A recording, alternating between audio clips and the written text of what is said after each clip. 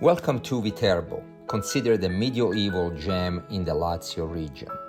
Viterbo is a medieval town rich in history, wellness, and fantastic cuisines. Visitors come here to explore its fascinating medieval and religious past, to experience its natural hot springs and renowned spas, and of course, to enjoy its delicious local cuisine, known for its exceptional olive oil, game meat, and wild herbs.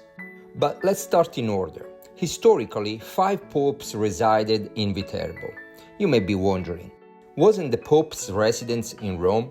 Yes, it was, but during the 13th century, tensions between the papacy and the Holy Roman Empire made Rome unstable. As a result, the Pope relocated his residence to Viterbo, where a grand palace was built and called the Palazzo de Papi, which can still be visited today and where one of the most significant events in Catholic Church history took place. I'm referring to the creation of the Conclave, the process by which popes are elected today. We have to go back in time to the 13th century, following the death of a pope, when the cardinals gathered in this palazzo, the Palazzo dei Papi, to elect his successors. At the time, cardinals were free to live and move about the city while deliberating. We're now used to the papal election taking a few days or weeks, but in this case, more than 2 years passed without a decision being made.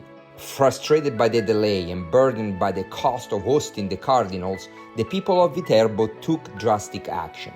They locked the cardinal inside the palace, removed the roof, and restricted their food supply to force a decision. Their plan worked, even though it took another few months to finally elect Pope Gregory X. This event led to the creation of formal conclave rules, and the name conclave itself comes from the Latin cum clave, meaning with the key, a reference to the cardinals being locked inside until they made their decision. So, by visiting the hall of the conclave in the Palazzo dei Papi, you can relive these historic moments. As mentioned, this city is a true medieval gem. I invite you to take a stroll through the Quartiere San Pellegrino, and you'll feel as if you've stepped back in time. According to historians, this neighborhood has remained virtually unchanged since the Middle Ages, and it shows when you see the well-preserved architecture and atmosphere. You'll notice classic medieval architecture, including narrow stone streets, Gothic arches, wooden balconies, and small courtyards.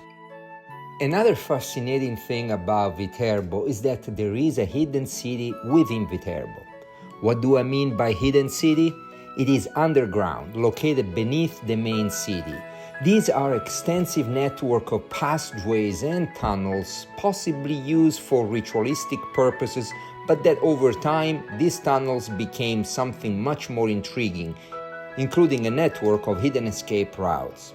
Legend has it that during sieges, the tunnel allowed residents, popes, and even knights to flee the city undetected.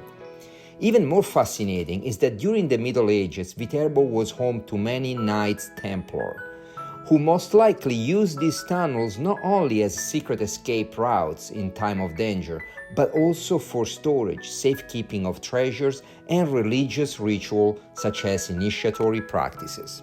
Legend also suggests that these tunnels were used to hold prisoners accused of heresy or crimes against the church.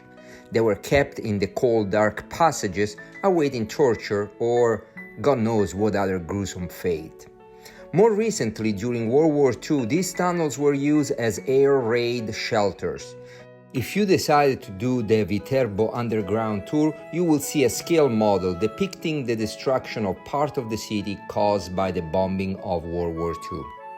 Although Viterbo has an extensive underground network of tunnels, only one section is currently open to the public for guided tours, and it is located beneath the Piazza della Morte in the medieval San Pellegrino quarter.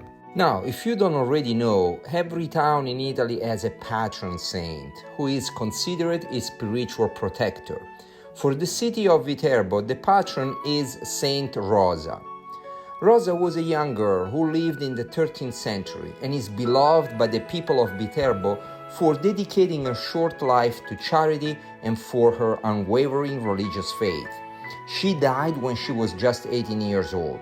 Her body was buried and later exhumed, miraculously remaining intact and still visible today in the monastery of Santa Rosa. In her honor, every year on September the 3rd, the city organizes a grand procession where a 30-meter high illuminated tower called the Macchina is carried through the streets by 100 men. This inspiring event is recognized by UNESCO. Enough history.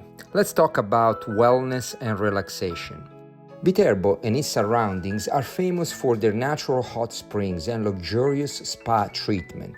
One of the most unique experiences is visiting the thermal bath once reserved exclusively for the popes, and I can tell you from a personal experience, it was absolutely worth it. This thermal spring has been famous since ancient times for its healing properties. In fact, this soothing water is rich in sulfur and minerals, naturally maintaining a warm temperature of around 130 degrees Fahrenheit. But what I think makes this experience truly special is its connection to the popes. Today, this historic thermal facility offers a range of spa treatments which can be booked in advance or purchased on site, of course subject to availability. So, after a day of walking and exploring Viterbo streets, I can honestly say that this was one of the most perfectly timed and relaxing experiences I've had in a long time.